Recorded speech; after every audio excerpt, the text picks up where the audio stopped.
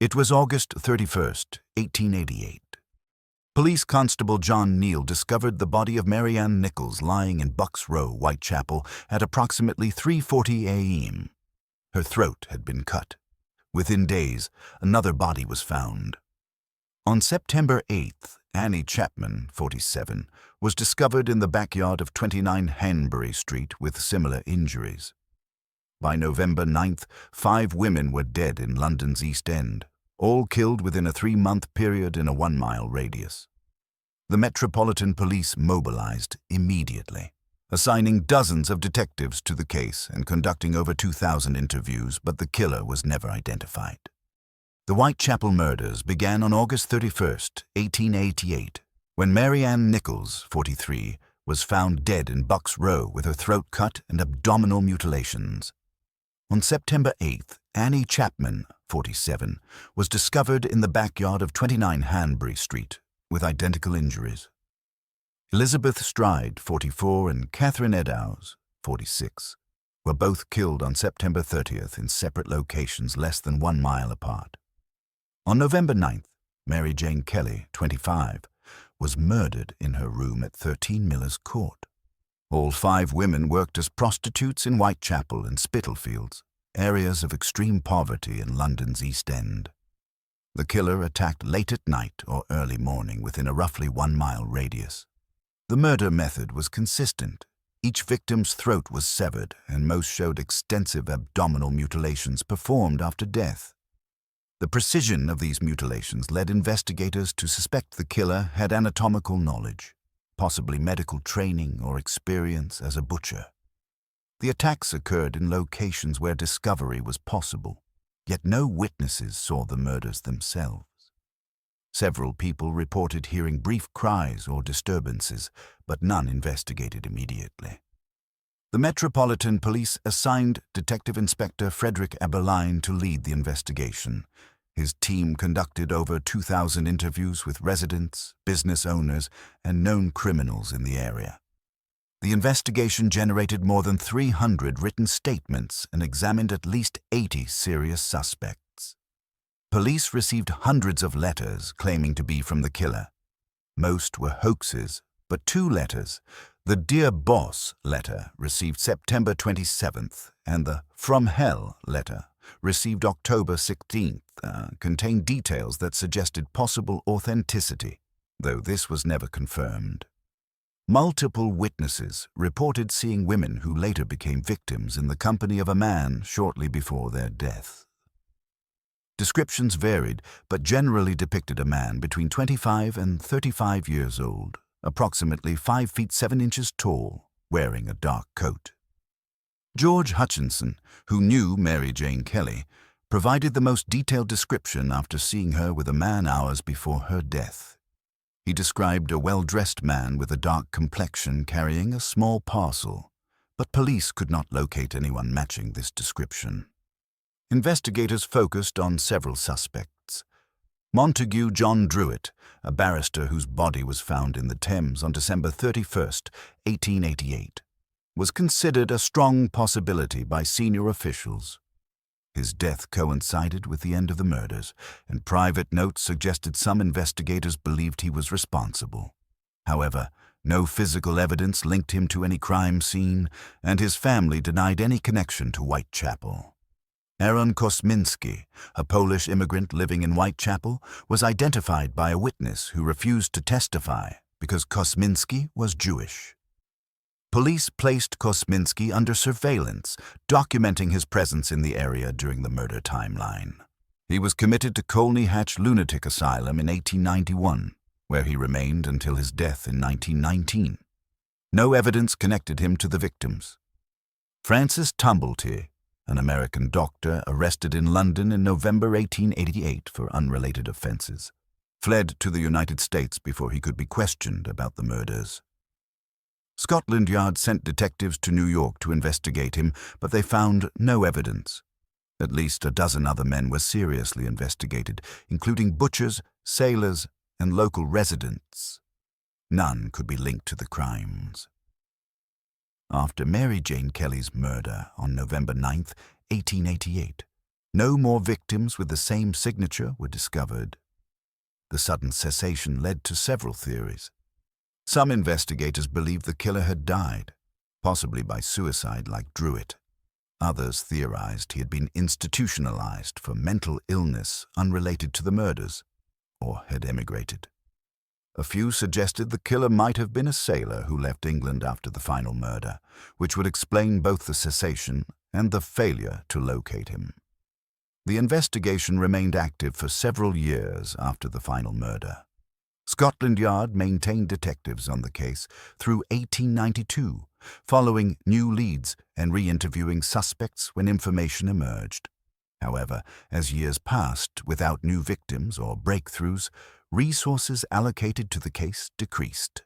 By 1894, the murders no longer received daily attention, though the files remained open. In 1894, Sir Melville Macnaghten, Chief Constable of the Metropolitan Police, wrote a confidential memorandum naming 3 men as the strongest suspects: Montague John Druitt, Aaron Kosminski, and Michael Ostrog, a Russian criminal with a history of mental instability. Macnaghten stated Druitt was the most likely candidate because his suicide occurred shortly after the final murder. However, the memorandum contained factual errors about Druitt's profession and timeline, and no confession was ever documented. Theories about the killer's fate multiplied. Some believed he had died naturally or by suicide before apprehension, supported by the sudden cessation after November 1888.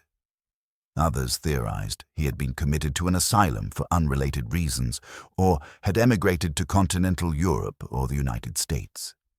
A different theory suggested the killer had been imprisoned for other crimes. Between 1889 and 1891, several men fitting general witness descriptions were arrested for various offenses in Whitechapel, but investigators found no connections to the murders. In the 1960s and 1970s, researchers gained access to previously sealed Scotland Yard files. These documents revealed police had investigated over 100 potential suspects, including physicians, butchers, immigrant workers, and local residents.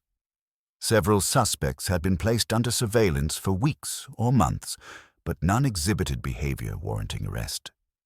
The files documented that at least 16 men confessed to being the killer over the years, but all were determined to be seeking attention or suffering from mental illness. DNA analysis was attempted in the 2010s using preserved evidence from letters and one victim's shawl, though the chain of custody for these items was questioned.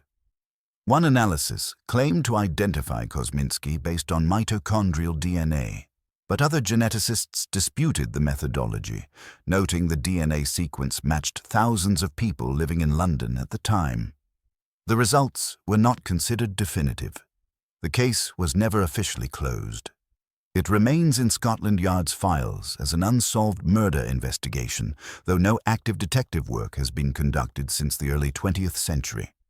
Despite more than 130 years of investigation, research and analysis, no consensus has emerged among historians, criminologists, or law enforcement about which suspect, if any of those investigated, was responsible.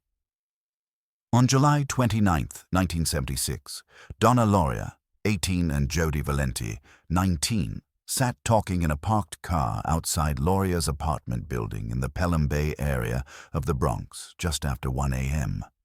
A man approached the vehicle and fired 5 shots from a .44 caliber revolver through the windshield. Loria died at the scene. Valenti was wounded but survived. Police investigated the shooting as an isolated incident, possibly a personal dispute or random violence. On October 23, 1976, Carl Denaro and Rosemary Keenan were sitting in a parked car in Flushing, Queens, when someone fired several shots through the rear window. Denaro suffered a severe head wound, but survived. Because the circumstances matched the Bronx shooting, detectives began to suspect a connection. Ballistics analysis confirmed the same .44 caliber weapon had been used in both attacks. On November 27, 1976, Donna Damasi and Joanne Lomino were sitting on the front steps of Lamino's home in Floral Park, Queens, when a man approached and asked for directions. As they began to answer, he pulled out a gun and shot both women. DeMasi survived with minor injuries. Lamino was paralyzed from the waist down. Witnesses described the shooter as approximately 30 years old, 5 feet 8 inches tall, with dark hair. Ballistics confirmed the same .44 caliber revolver. By early 1977, the New York Police Department recognized a serial shooter was operating. A special task force called Operation Omega was formed, eventually growing to include more than 200 detectives from multiple precincts. The investigation focused on the weapon, a caliber revolver, which was relatively uncommon. Police tracked sales records and interviewed gun shop owners across the New York metropolitan area, documenting thousands of legal purchases. On January 30, 1977, Christine Freund and her boyfriend John Neil were shot while sitting in a car in Forest Hills, Queens. Freund died hours later. On March 8, 1977, Virginia Voskarishan, 19, was shot and killed while walking home in Forest Hills, just 300 feet from where Freund had been shot 5 weeks earlier. Both attacks were confirmed to have been committed with the same .44 caliber weapon. On April 17, 1977, Valentina Suriani, 18, and Alexander Esau, 20, were shot while sitting in a parked car in the Bronx. Both died at the scene. Police found a handwritten letter at the crime scene addressed to Captain Joseph Borelli, who led the investigation. The letter began, "Dear Captain Joseph Borelli," and was signed Son of Sam. The writer claimed responsibility for the shootings and promised to kill again. The letter contained specific details about the crimes that had not been released to the public, confirming its authenticity. The letter's publication in June 1977 triggered widespread panic. Columnist Jimmy Breslin received another letter from the killer, which was published in the New York Daily News. The publicity intensified public fear. Women with long, dark hair, which appeared to be the killer's preference based on most victims, began cutting their hair short or dyeing it blonde. Many residents avoided going out at night. Gun sales increased significantly across the city. On June 26, 1977, Judy Placido and Sal Lupo were shot while sitting in a car in Bayside, Queens, after leaving a nearby discotheque. Both survived. On July 31, 1977, Stacy Moskowitz, 20, and Robert Violante were shot while sitting in a car near a park in Brooklyn. Moskowitz died 38 hours later. Violante was partially blinded. This attack in Brooklyn expanded the geographic range beyond the Bronx and Queens. What no one realized was that the breakthrough came from a parking ticket. A woman named Cecilia Davis had been walking her dog near the location where Moskowitz and Violante were shot. She saw a man removing a parking ticket from a car windshield shortly before she heard gunshots. She reported this to police, who traced the ticket to a 1970 Ford Galaxy registered to David Berkowitz, a 24-year-old postal worker living in Yonkers. Detectives investigated Berkowitz and discovered he had been questioned months earlier in connection with arson fires in his neighborhood, but had never been considered a suspect in the shootings. When investigators examined his background, they found he fit some witness descriptions, though not perfectly. He was approximately the right height and age, but several witnesses had described the shooter as having dark hair, while Berkowitz had light brown hair. On August 10, 1977, police located Berkowitz's car parked near his apartment.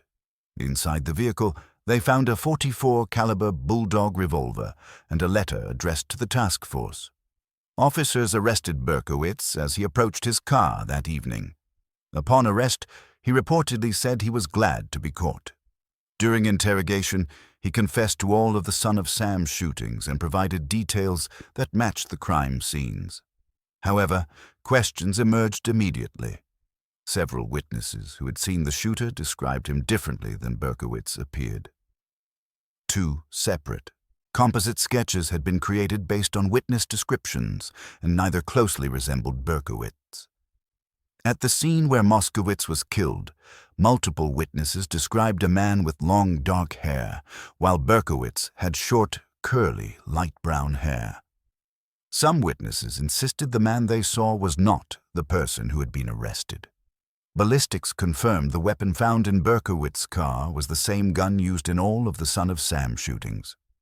Berkowitz pleaded guilty to all charges and was sentenced to 25 years to life for each murder, to be served consecutively. He was incarcerated at Attica Correctional Facility. The case was officially closed. The Green River killer case began on July 15, 1982, when the body of 16-year-old Wendy Lee Caulfield was discovered in the Green River near Kent, Washington. She had been strangled. On August 12, 1982, the bodies of Deborah Lynn Bonner, 23, Marcia Faye Chapman, 31, and Cynthia Jean Hines, 17, were found in or near the Green River within a 1-mile stretch. All had been strangled. The following month, more bodies were discovered in the same area. Investigators recognized they were dealing with a serial killer. Between 1982 and 1984, at least 48 women disappeared from the Seattle area. Most were sex workers or runaways who frequented the Pacific Highway South Corridor, known as the Strip. Bodies were typically dumped in remote wooded areas, along riverbanks or near highways in King County. Many victims were found within a 50-mile radius of Seattle, though some were discovered as far south as Oregon. The victim selection pattern was consistent. Young women, often with histories of prostitution or drug use, whose disappearances might not be immediately reported. The King County Sheriff's Office established the Green River Task Force in 1984, which eventually grew to include more than 50 detectives working full-time on the case. The investigation became one of the most extensive serial killer investigations in American history. Detectives conducted thousands of interviews, collected evidence from dozens of crime scenes, and compiled lists of potential suspects. Over the course of the investigation, more than 18,000 suspects were considered. Detectives identified patterns in where victims were last seen and where their bodies were found, creating geographic profiles of the killer's likely routes and dumping grounds. Witnesses reported seeing women get into vehicles along the Pacific Highway, and composite sketches were created based on these descriptions. The sketches generally depicted a white male in his 20s or 30s with dark hair, though descriptions varied significantly. Forensic evidence was limited by available technology in the early 1980s. Many bodies were badly decomposed by the time they were discovered, making it difficult to recover usable physical evidence. However, investigators collected hair and fiber samples from several victims, hoping these might eventually lead to a suspect. They also documented tire tracks and footprints found near several dump sites, creating detailed molds and photographs. In November 1983, a 22-year-old prostitute reported to police that a man had picked her up, driven her to a remote area, and attempted to strangle her, but she had escaped. She provided a detailed description of her attacker and his vehicle, a blue and white pickup truck. Detectives investigated this lead extensively and identified a truck painter named Gary Ridgway, who owned a similar vehicle and frequented the Pacific Highway area. Ridgway was brought in for questioning in 1984 and 1987. During both interviews, Ridgway denied any involvement in the murders. He admitted to frequently soliciting prostitutes, but maintained he had never harmed anyone. Detectives found his behavior suspicious, but they had no physical evidence linking him to any victims. Ridgway passed a polygraph examination in 1984, which investigators considered evidence of his truthfulness at the time. He was released. What no one realized was that Ridgway had been the killer all along, and he had been interviewed and released, while the bodies of his victims continued to be discovered throughout the 1980s. The victim count continued to rise. By 1986, at least 41 women were confirmed dead. Bodies were found in clusters, sometimes multiple victims discovered within days of each other in the same general area. The killer appeared to return to dump sites repeatedly, suggesting familiarity with the remote locations. Some victims were found weighted down in the Green River itself, while others were left in wooded areas along logging roads or near highways where they would eventually be discovered. The investigation expanded to examine similar unsolved murders in other states. Detectives traveled to California, Oregon, and other western states to investigate whether the Green River killer might be responsible for additional deaths. Several murders shared similar characteristics, but no definitive links could be established. The geographic scope eventually covered hundreds of square miles across Washington and into neighboring states. In 1987, investigators obtained a search warrant for Ridgway's home and vehicle based on his continued presence on the suspect list. They collected hair and fiber samples, paint particles from his workplace, and other potential evidence. Forensic analysis at the time could not definitively link any of this material to the victims. Ridgway remained free. Detectives kept him under surveillance periodically over the following years, but they observed no behavior that warranted arrest. The murders appeared to slow dramatically after 1984, though occasional bodies continued to be discovered through the late 1980s and into the 1990s. Some were victims who had disappeared years earlier.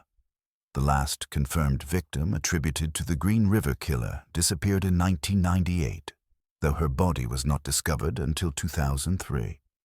The long timeline between some disappearances and discoveries made it difficult to establish precise patterns. Throughout the 1990s, the task force gradually decreased in size as funding limitations drew resources away from the case. By the late 1990s, only a handful of detectives remained assigned full-time. However, advances in DNA technology offered new hope. In 2001, evidence collected from several victims in the early 1980s was re-examined using modern DNA analysis techniques.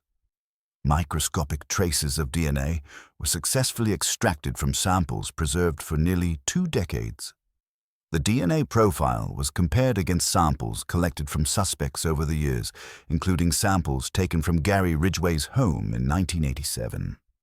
On September 10, 2001, forensic scientists confirmed that DNA found on 3 victims matched Ridgway's DNA. Detectives arrested him at his workplace on November 30, 2001, nearly 20 years after the first murders. Following his arrest, Ridgway initially denied involvement. However, faced with DNA evidence and the prospect of the death penalty, he agreed to cooperate with investigators. In June 2003, he entered into a plea agreement. In exchange for providing locations of undiscovered victims and detailed confessions, he would receive life in prison without parole instead of execution. The agreement allowed families to recover remains and obtain answers. During extensive interviews, Ridgway confessed to killing 71 women, though he was convicted of 49 murders based on available evidence. He provided detailed information about his victims, including where he had picked them up, how he had killed them, and where he had disposed of their bodies. He led investigators to several previously undiscovered remains in remote areas he had used as dump sites. Ridgway described his method in clinical detail. He targeted sex workers because he believed they would not be immediately missed and because he could approach them without raising suspicion by offering money. He would strangle his victims, usually in his truck or at his home, and then transport their bodies to remote locations. He often returned to dump sites to have sexual contact with the decomposing bodies and sometimes moved remains to different locations. This explained why some victims were found in clusters. What investigators found particularly disturbing was that Ridgway had lived an apparently normal life throughout the decades he was killing. He was married 3 times, held steady employment as a truck painter at Kenworth Trucks for over 30 years, and maintained relationships with family and neighbors who described him as quiet and unremarkable. He attended church regularly and showed no outward signs of violence. His ability to compartmentalize his crimes while maintaining a conventional life had allowed him to evade detection for nearly 2 decades despite being interviewed multiple times. The investigation revealed several close calls. In addition to the 1984 and 1987 interviews, he had been arrested. In 1982 for soliciting an undercover police officer posing as a prostitute, though this was before the Green River murders were connected as a series. He had also been questioned about the attempted strangulation reported in 1983, but the victim did not press charges. Each time, he had been released. On December 18, 2003, Ridgway was sentenced to 48 consecutive life sentences without possibility of parole, plus 480 years for tampering with evidence. At his sentencing hearing, family members of victims were allowed to address him directly. Many expressed anger and grief, while others stated they had forgiven him. Ridgway showed little emotion throughout the proceedings. He was transferred to Washington State Penitentiary to serve his sentence. In 2011, he pleaded guilty to his 49th murder after additional evidence linked him to another victim. Between 1900 and 2010, the FBI estimates that hundreds of serial killers operated in the United States, with many never identified or apprehended. The Zodiac Killer in California killed at least 5 people between 1968 and 1969 and sent encrypted letters to newspapers. The case remains unsolved. The Colonial Parkway Killer was responsible for at least 8 murders in Virginia between 1986 and 1989 and was never caught.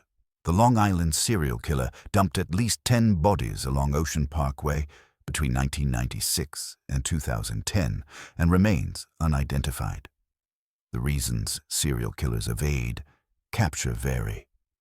In historical cases like Jack the Ripper, limited forensic technology made solving crimes significantly more difficult.